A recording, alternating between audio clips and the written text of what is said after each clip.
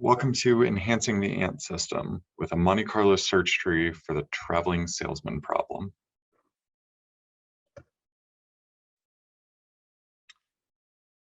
I am Corey Maurer. I did this project with Andrew Portalise and John George.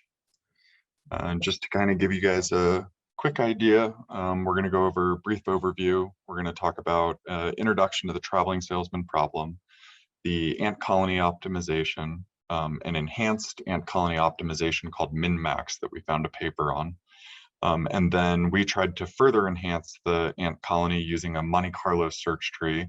We're going to discuss that and go over the details from the results we found. So the traveling salesman problem, given a set of points, find the shortest path connecting all nodes. So you can see here's a set of nodes. This would be one potential path across all the nodes. This is another, and this is another. So you can kind of quickly see that you need to check all nodes in all path combinations, and it ends up becoming an n factorial problem to solve. So you quickly realize brute force doesn't work to solve these problems. Once you hit something like 15 nodes, it takes, hours to try to solve. So one method of optimizing this is what's called the ant colony optimization. So in this, you have randomly selected workers that search, we'll call them pseudo-random paths. And as they search, they're going to lay down pheromone. And you'll see here that the optimal paths end up being crossed more often by worker ants, so they end up getting a larger pheromone put down. So from there, this pheromone amount can be used in conjunction with the distance to create a heuristic that kind of steers our solution into the optimal direction without having to check every single node.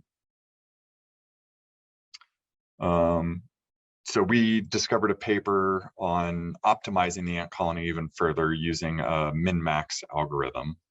So like a standard ant colony worker, it does the pseudo-random paths. The workers, however, only a single worker with the best solution puts down the pheromone. And this best solution is minimizing the distance between nodes while maximizing the pheromone that's put down. So the equation you can see here is determining that probability that a node will exist in the optimal solution based on this minimizing distance and maximizing pheromone count. Hello, everybody. Let's start off by going through a basic overview of the ant colony system for our purposes. So as we employ our worker ants to explore, to do a complete tour individually of the entire traveling salesman map, what they reveal to us are the paths that we want to pay attention to, the paths with the strongest pheromone scores. Now we can use these pheromone scores as a heuristic or as part of a larger heuristic in algorithms that we want to place on top of the ant colony system to try to improve it. One of these algorithms is the Monte Carlo tree search. Now, the Monte Carlo tree search is a probabilistic algorithm that is used to explore large search spaces. The first node that you see in each of these trees is your current search space. If it's a chess game, it's the position of all the current pieces. If it's our traveling salesman map, it will be the place that our the city that our agent currently is in, and its entire path that it's taken so far. That is our current state. Now, the second level nodes are the choices that we can make. Now, the Monte Carlo tree search is comprised of 4 steps. The first step is the selection phase. So we've already made a couple iterations of this whole algorithm. We've expanded the nodes a little bit, but in this new iteration, the first step is the selection phase. Now, what we must do is use, it's a function called the upper confidence bound. We use that to travel down the tree that we've created already to get to a leaf node. A leaf node is a node that we have not completely explored yet. We still have unvisited child nodes. We still have unvisited cities from this point. Now we've selected that. That is the expansion phase. We've selected this unexplored city. The third step is the simulation. We've selected the unvisited city that we haven't explored from yet, and we instruct our agent to do a complete tour from that point. Now, the cities that it chooses in its steps, it could be random or it could be heuristically driven. Now, once that agent has completed its simulation, once it's completed its entire tour of the map, visiting each city one time, we go to the back propagation phase, where we analyze the path that we just took by measuring its total distance, and we propagate that information back up our Monte Carlo tree, all the way to the root. Normally, the Monte Carlo tree search back propagates the win ratio. So if it's a win, it adds 1 all the way up the tree. If it loses, it just adds 0 all the way up the tree.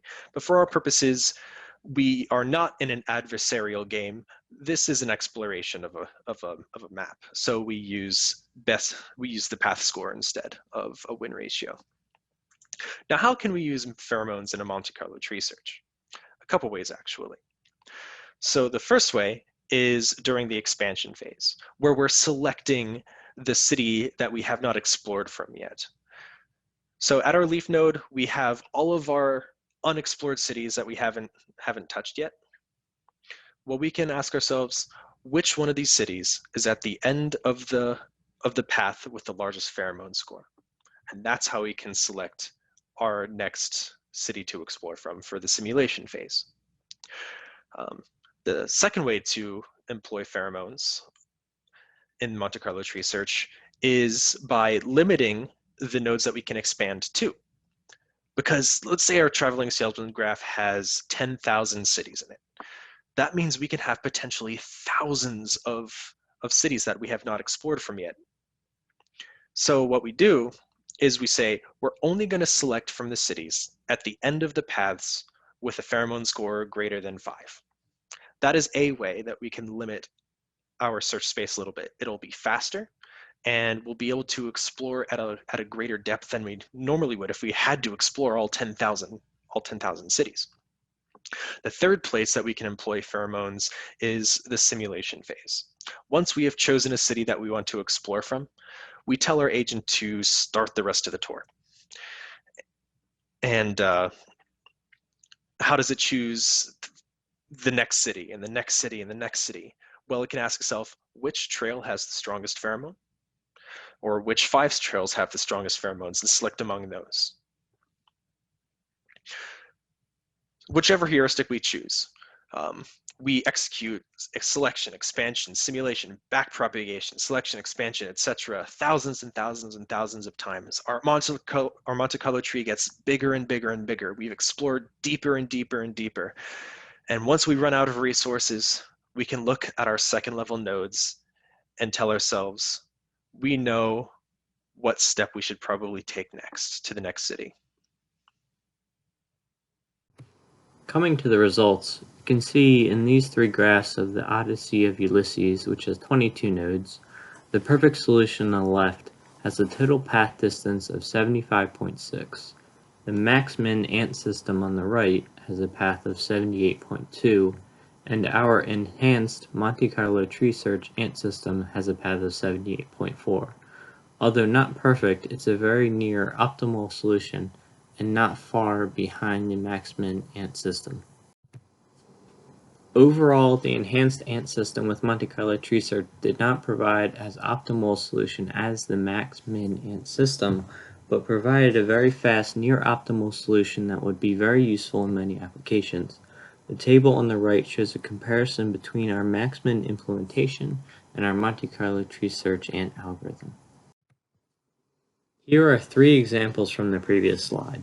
Some long crossover lines exist, but overall we can see that a very good path was accomplished in all of these scenarios. For future work on this solution, there are many tweaks and adjustments we can continue to explore with our current algorithm that may improve the results. Also, many traveling salesman problem solutions use a hybrid technique. These techniques can help fix crossover lines by using a 2-op swap or the Lin-Kernighan heuristic.